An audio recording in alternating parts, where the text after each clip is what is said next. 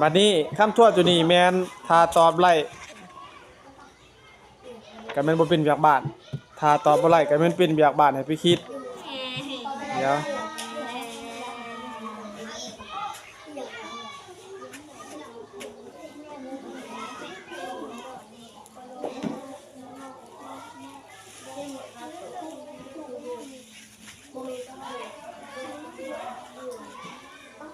มัก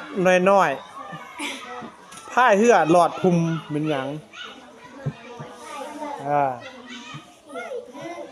มักน้อยๆพายเรือหลอดพุมหรือว่าเด็กน้อยๆขี่เรือหลอดพุมเด็กน้อยๆขี่เรือหลอดพุมถ้าบ่ไหลบ่ตอบบ่ไหลก็ฝากเมื่อถามผู้เฒ่าอยู่บ้านคือเก่าเด็กน้อยฮะเด็กแล้วบ่อยตั้งยังบ่ทันแม่น